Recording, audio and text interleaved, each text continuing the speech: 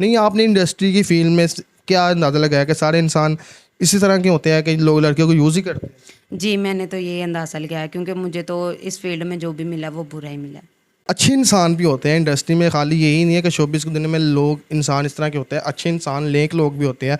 तो आपको जो भी मिला बुरा ही मिला? ऐसे ही है, या फिर ये मेरी किस्मत पे डिपेंड करता है कि मेरी किस्मत ही ऐसी है, जो भी मिला है मुझे बुरा ही मिला है। तो फिर क्या किया आप? उसके बाद फिर उस फील्ड में निकलने के बाद उधर ही उनके पास ही एक आप भी कह लें या कुछ भी कह लें, वो आती होती थी, औरत थी।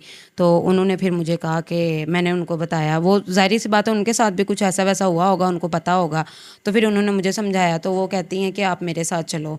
तो मैं उनके साथ चली गई, उन्होंने मुझे अपना घर शर दिखाया सारा कुछ। तो मैंने कहा ये क्या है? तो उन्होंने कहा कि आप उधर भी ये काम करते हो, उधर फ्री में करते हो, तो आप मेरे पास करोगी तो आपको पैसे मिला करेंगे। क्या काम करने का कहा उसने? तो ज़ाहिर सी बात है गलत काम करने का ही उसने कहा मुझे। क्या गलत काम? जिस्म फरोशी का कहा हाँ उसने? जी, ऐसे ही है। ओए होए होए। तो फिर आपने की? तो मैंने फिर सोचा, ज़ाहिर सी बात है घर का सर्कट भी चलाना था, बहुत ज़्यादा मजबूरियाँ थी सर पे। तो मैंने सोचा समझा, तो मैंने कहा मैं घर में क्या बोला करूँगी। तो वो कहती आप, वो मुझे रात का कहती थी। मैंने कहा नहीं, रात नहीं मैं आ सकती है। तो फिर उसने कहा कि आप ना दिन का कह लो, तो यही कहना कि मैं जॉब पे जाती हूँ। तो मैं फिर घर में जॉब का कह के तो दिन को उनके पास आ जाया करती थी, तो मुझे अच्छे खासे उनसे मतलब कि पैसे मिल जाया करते थे। कितने को पैसे मिल जाते थे एक दिन? मतलब कि घर का सुकून का घर की जो ज़िंदगी थी हमारी, वो थोड़ी सी सुकून में आने लगी थी।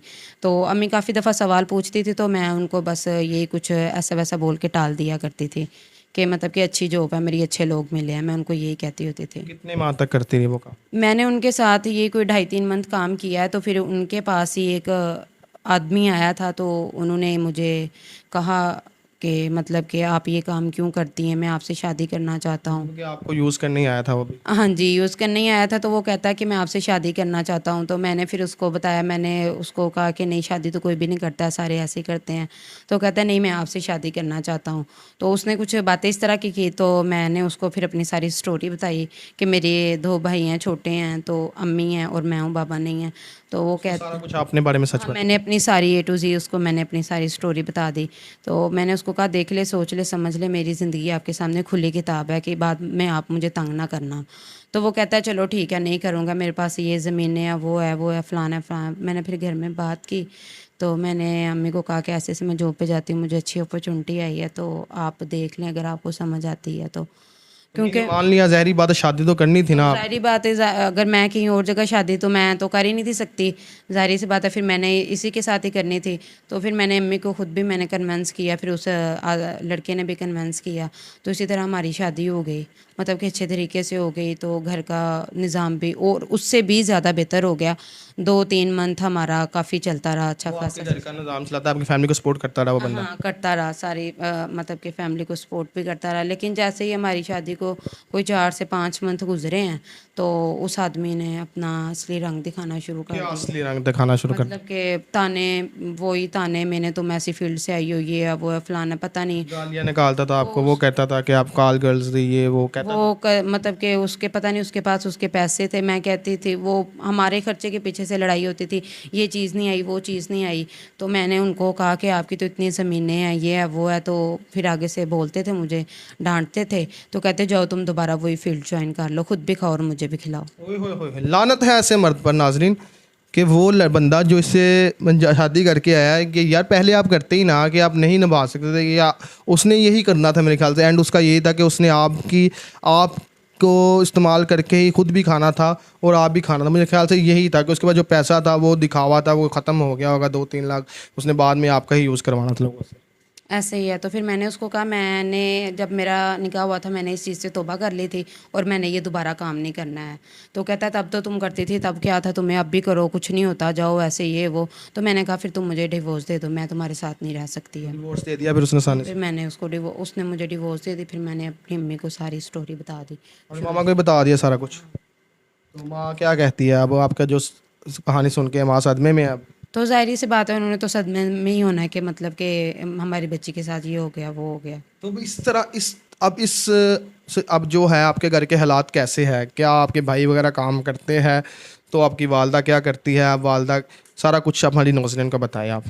तो ज़ाहिर भाई तो मैंने आपको बताया जैसे कि वो पहले मैकेनिक की शॉप पे जाते थे, वहाँ से उनको कोई खर्चा पानी थोड़ा सा मिल जाता। कितने को मिल जाता है डेली के? को 300-400 मिल जाता है? तो ज़ाहिर सी बात है इतने में तो आजकल ये घर का कोई भी खर्चा अफोर्ड नहीं होता। रेंट वगैरह घर का कितना है आपका? रेंट वगैरह भी है, रेंट हमारा घर तो रेंट पे ही है, सारा कुछ निज़ाम कितना पे। रेंट है? अब जो मजबूरी है आपकी वो बताया ना, जिसलिए आप इधर आई है।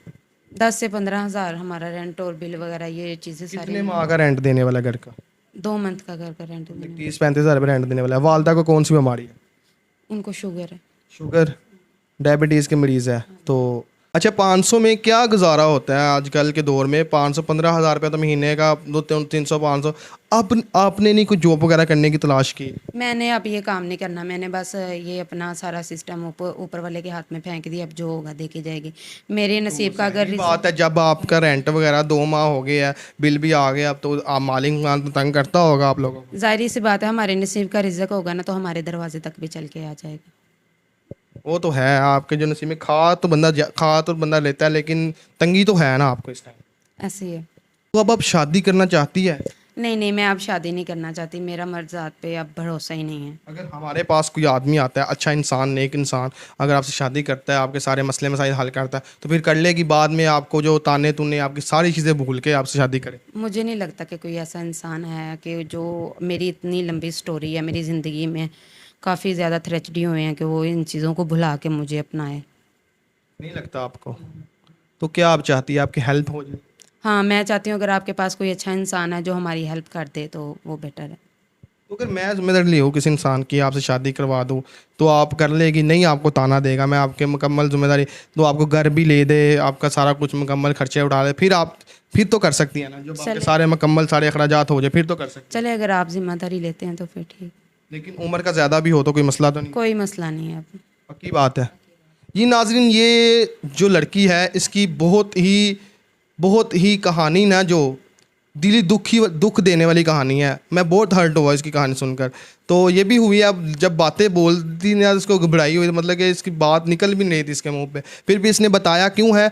जो हमारी जो बहनें हैं, जो हमारी जो लड़कियां हैं, जो इस फील्ड में जाना चाहती हैं, इन होना चाहती हैं, वो इससे बच सके, मतलब कि खुद करे।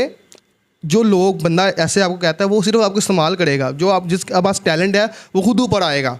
हर चीज़ आसान है, कोई मुश्किल नहीं है, हर चीज़ आसान हुई पड़ी है आजकल के दौर में। किसी से यूज़ ना हो, कोई आपको झांसा देता है या आपको हरास करता है, किसी के हरासे में ना आए। क्या पैगाम देना चाहती है अपनी हमारी लड़कियों को? बस मैं ये आजकल के जो नौजवान जनरेशन है मैं उसको ख़ास तौर पे अपनी बहनों को ये पैगाम देना चाहती हूँ को इस फील्ड से अवॉइड करें।